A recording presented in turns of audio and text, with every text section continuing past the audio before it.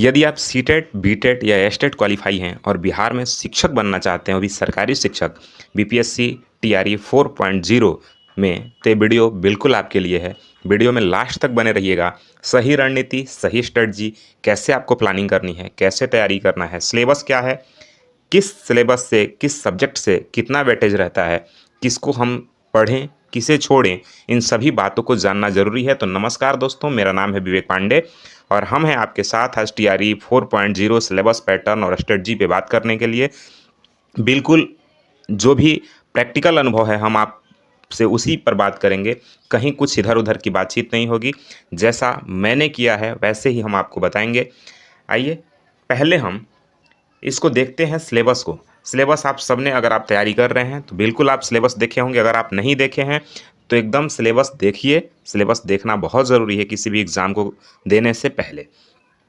150 number का question पूछा जाता है जिसमें 3 सेक्शन होते हैं। ठीक है ना, कितने सेक्शन हो रहे हैं? 3 सेक्शन होते हैं। पहले सेक्शन में 30 नंबर का पेपर होता है, दूसरे में 40 नंबर का और तीसरे में 80 नंबर का। इतना समझना आपको बेहद ज़रूरी है। जो सेक्शन 1 है जिसमें 30 नंबर का क्वेश्चन है, इसे क्वालिफाई करना है आपको। इसमें हिंदी और इंग्लिश 2 लैंग्वेज होते हैं। आप चाहें तो उर्दू ले सकते हैं, आप चाहें तो बांग्ला ले सकते हैं, लेकिन इंग्लिश आपको लेना अनिवार्य है। एक में इंग्लिश लेना ही पड़ेगा और हिंदी के जगह या तो आप बांग्ला ले लें या तो आप उर्दू ले लें, जो चाहें आप ले सकते हैं। और इसमें आपको 30% नंबर लाने हैं क्वालिफाई करने के लिए। यदि आप 30% नंबर नहीं लाते हैं तो आप डिसक्वालीफाई हो जाएंगे। आपका सेकंड और थर्ड सेक्शन जांचा ही नहीं जाएगा, चेक नहीं किया जाएगा और आप रेस से बाहर हो जाएंगे। पहली बात तो आपको हिंदी और इंग्लिश को भी हल्के में लेके नहीं चलना है। बहुत ईजी आता है, बहुत आसान आता है। थोड़ा भी अगर आप पढ़े हाई स्कूल तक, थोड़ा भी हिंदी और इंग्लिश का समझ है तो आप एकदम क्वालिफाई कर जाएंगे। लगभग 10 नंबर आपको क्वालिफाई करने के लिए चाहिए 30 नंबर में। बहुत आसान है। इसमें लगभग 12 से 18 नंबर हिंदी रहते हैं और लगभग 10 से 12 नंबर के आसपास आपके इंग्लिश रहते हैं। ठीक है ना, तो आसान है, आप कर जाएंगे, कोई दिक्कत नहीं होगा उसमें। दूसरी बात, जो 40 नंबर का होता है वो जनरल स्टडी होता है। ठीक है ना, 40 नंबर में क्या क्या आते हैं हम आगे आपसे बात करेंगे, और किस सब्जेक्ट में कितने क्वेश्चन लगभग आते हैं उस पर भी हम आपसे बात करेंगे। यदि आप प्राइमरी पीआरटी का पेपर दे रहे हैं तो 80 और 40 आपके लिए कॉमन हो जाते हैं, इस बात को ध्यान रखना है। यदि आप टीजीटी और पीजीटी का दे रहे हैं, टीजीटी 9-10 और पीजीटी 11-12 का अगर आप दे रहे हैं, तो आपके लिए जो 80 नंबर है वो सब्जेक्ट स्पेसिफिक हो जाएगा। ठीक है ना, 80 नंबर का जो पेपर आपका होगा वो सब्जेक्ट स्पेसिफिक हो जाएगा और जो 40 नंबर का होगा वो जनरल होगा। ठीक है, सेम बात आपको भी 30 नंबर में क्वालिफाई करना है, चाहे आप टीजीटी हो चाहे पीजीटी हो। बाकी आप जिस सब्जेक्ट से टीजीटी या पीजीटी दे रहे हैं या 6 to 8 दे रहे हैं, 6 to 8 में भी सब्जेक्ट स्पेसिफिक होता है, जिसमें Hindi, English, Sanskrit, Urdu, social science और मैथ साइंस।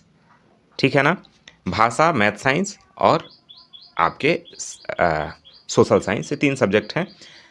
आइए बात करते हैं पहले पीआरटी के लिए क्या पढ़ें, कहाँ से पढ़ें, कैसे पढ़ें, उन सभी पे बात करेंगे, एक एक करके समझते हैं। आइए सबसे पहले यहाँ ध्यान दीजिएगा, इतिहास से यानी आधुनिक हिस्ट्री से आपको पूरा प्राचीन नहीं पढ़ना है, मेन है मॉडर्न हिस्ट्री। तो आपको आधुनिक इतिहास पढ़ना है जिससे लगभग 15 से 16 क्वेश्चन आते हैं। पीआरटी की मैं बात कर रहा हूँ, मैं पीआरटी की बात कर रहा हूँ। अभी आगे टीजीटी और पीजीटी की भी बात करूँगा। भूगोल से लगभग 6 से 7 क्वेश्चन आते हैं।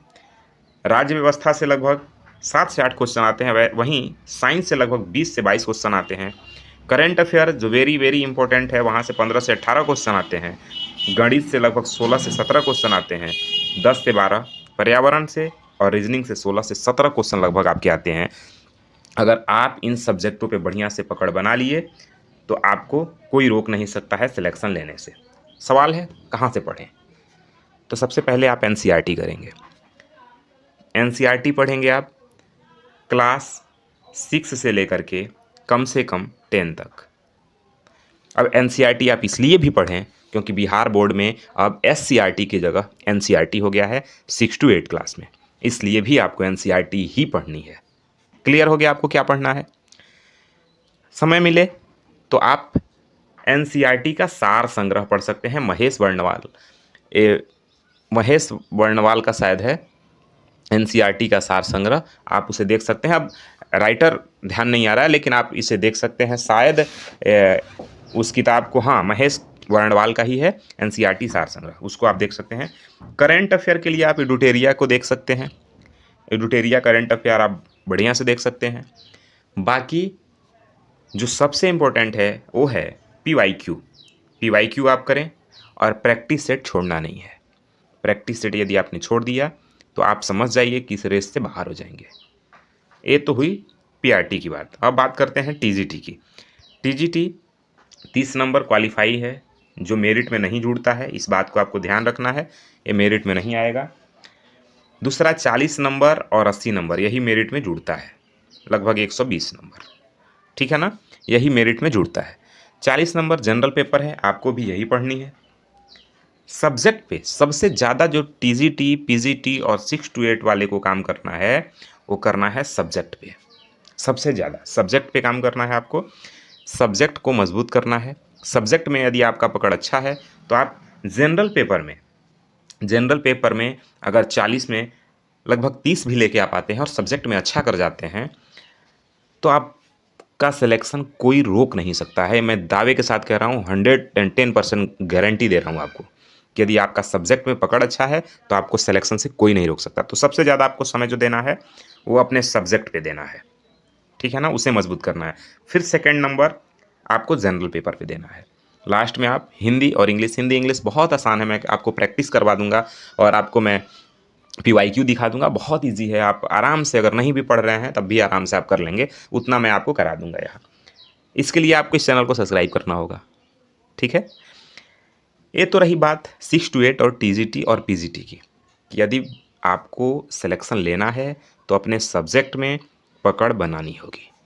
अब सवाल है कहाँ से पढ़ें, तो सेम आप भी पढ़ें क्लास 6 से लेकर के 12 तक के NCERT के बुक को, लेकिन अपने सब्जेक्ट को। किसको पढ़ें? अपने सब्जेक्ट को। यदि आप हिंदी से हैं तो 6 से लेकर के 12 तक NCERT हिंदी को पढ़ें और उसके साथ ग्रामर यानी व्याकरण को पढ़ें। यदि आप संस्कृत से हैं तो क्लास 6 से लेकर 12 तक के संस्कृत को पढ़ें और साथ में व्याकरण पढ़ें। यदि आप मैथ साइंस से हैं तो आप क्लास 6 से लेकर 12 तक के मैथ साइंस को पढ़ें और उसकी प्रैक्टिस सेट करें, PYQ करें।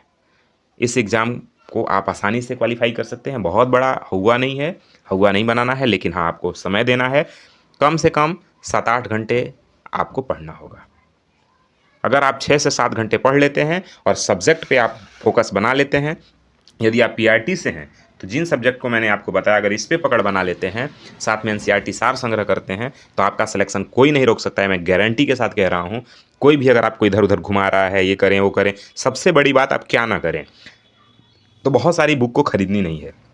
आप बहुत सारे बुक को ख़रीद लिए, नहीं पढ़ रहे हैं, ऑनलाइन प्लेटफॉर्म पे दिन रात लगे हुए हैं, वो भी नहीं करना है। ऑनलाइन प्लेटफॉर्म देखिए, क्योंकि आजकल सारा सिस्टम ऑनलाइन है।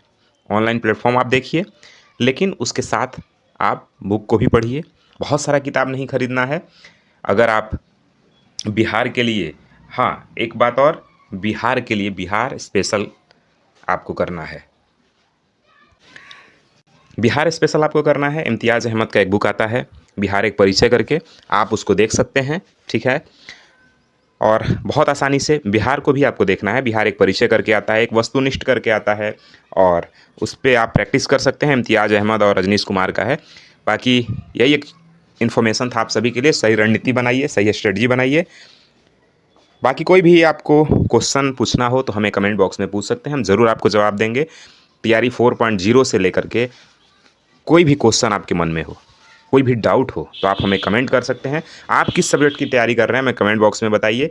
वीडियो ज़रूर पसंद आए तो शेयर करिए, लाइक करिए, चैनल पर नए हैं तो सब्सक्राइब करके जाइए। मिलते हैं अगले वीडियो में, तब तक के लिए जय हिंद।